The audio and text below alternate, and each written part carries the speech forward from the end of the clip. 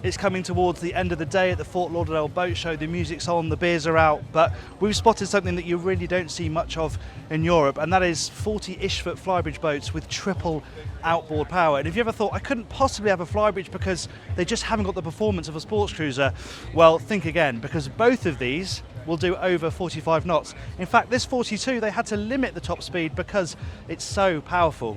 Now you can have them both without the Flybridge, you can have them as coupes with sunroofs, you can also have them both with inboard engines. For the purpose of this video though, I think we're going to focus on the 42 because for my money I think the layout works a little bit better. That said, it is around $280,000 more than the 38. But let's go and have a closer look. I'm Jack Haines, welcome to YachtBuyer.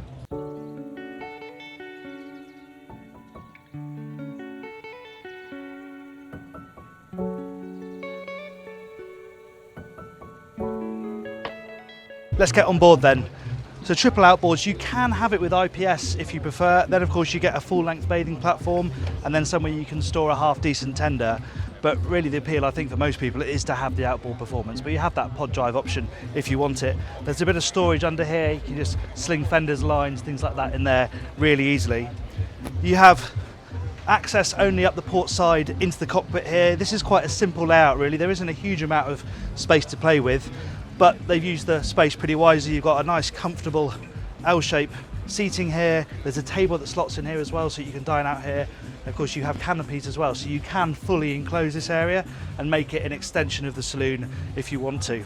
There is a little bar area here so you have got a grill outside in the cockpit. There's a fridge underneath there as well to supplement what's going on up at the Flybridge. But let's head on inside and check out the saloon, where the air conditioning is hard at work. You have your galley here up on the main deck to the starboard side. You've got quite good refrigeration actually for a boat of this size. Obviously it's a bit difficult to do full height fridge freezer, but you've got these really nice deep drawers, two of those, and a microwave here, and then you've got sink, a bit more storage in your hob, induction hob here. So it's not a huge galley, but it's got all the appliances you need to knock up an easy meal of breakfast or something like that. Quite simple dinette over here on the port hand side, and then we're forward to the Helm Station. It's a small double bench, shall we say, but it has got a bolster function so you can stand and lean. There's also a footrest down there so you can flip that up so you can stand and drive if you want to, but yeah, also very comfortable to sit back in this seat. It's a really simple but very nice Helm Station. I love this steering wheel with the swivel knob on it just to help swing those massive outboards from side to side. But at slow speed you're probably going to defer to the joystick, so that will just vector the engines. If you push it, the boat will move sideways. If you twist it, obviously it will spin. You also have a bow thruster. This is quite a big boat with quite a lot of windage to have just outboard joystick control, so to have that bow thruster to adjust the bow when the wind is on the beam, I imagine will be very helpful. Two Garmin screens here. This has got the boat's management system up on it at the moment, but of course you can have your navigation through there, you can have radar, engine information, you can just customize that to show exactly what you want. Let's go and check out the accommodation.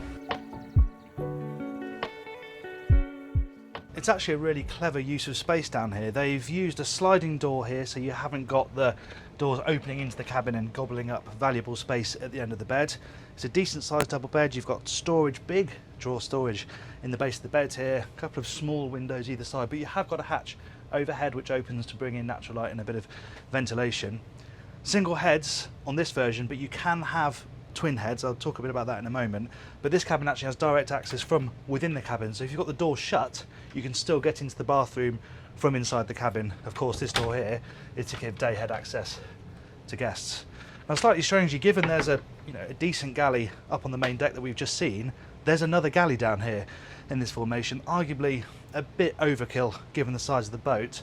So you can have this as another wet room if you want, so you can give your guests a private bathroom, meaning that owners and guests then aren't sharing the same bathroom. Quite a nice layout I think, and probably a better use of space. Talking of guests, this is their cabin. Again, some quite clever work with the door. This door bifolds, again, just a much cleverer use of space than trying to find the space to open up a proper door.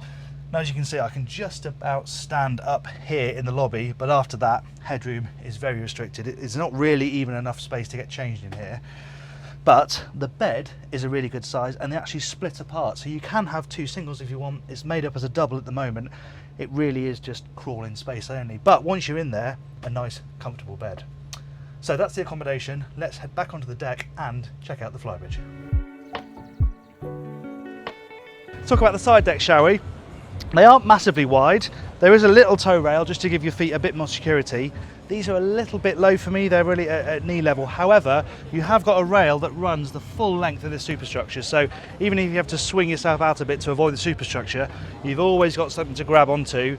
And then when you get up here, these rails come up and they fall a bit more easily to hand. Now the foredeck is quite a simple layout. Again, you've got flip-up backrest just to make this area a bit more comfortable, and you have got a bimini as well, so you can get a bit of shade up here if you don't want to be in the absolute blazing heat. Moving right forward, you drop down into the anchor locker, and this is nice. You've got speakers up here as well, so you can hear the music up here. You've also got your searchlight, and you've also got a split anchor locker, so you've got access to the chain and windlass, and then lockers on either side.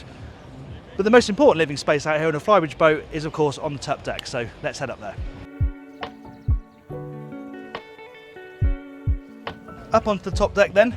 It's compact, but it's nicely designed. Obviously bimini overhead to provide some must-have shade. There's no hardtop version on this, but this just folds down out the way if you don't want to use it. You've got a little wrap of seating here. Nice teak table that opens up to double in size, so you can dine up here.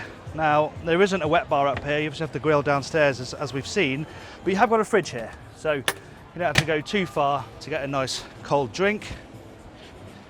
And then as we move forward, this is really your main driving area, though you have got a two-way backrest on here, so you can pull this way and sit facing the table when people are eating. Again, you've got a bolster here on this seat, so you can perch and give yourself a bit of a better view forward.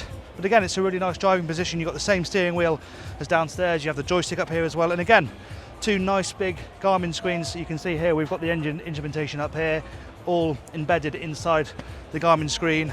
Works really nicely. And then you just got a little perch here. You can have a little bit of extra lounging space. So yeah, not an enormous space, but again, like the rest of the boat, nicely designed. One thing I ought to mention before we wrap up is that if you have the outboard version, of course there's space in there where the IPS would be if you spec that, but that doesn't go to waste. At the touch of a button, this entire transom section lifts up, and then you just have a truly enormous storage void. It's a really good use of space, and that sums this boat up quite well actually, because of course the monstrous engine power grabs all the headlines, but there's some actually really clever packaging going on board this boat. And ultimately, what's really nice is that there aren't many manufacturers focusing on Flybridge boats of this size. No matter what propulsion you use, it's quite refreshing to have brands investing in this part of the market. I hope you enjoyed this video. If you did, please do give it a like, and remember to subscribe to the YachtBuyer channel and hit the bell icon so you're notified every time we upload a new video.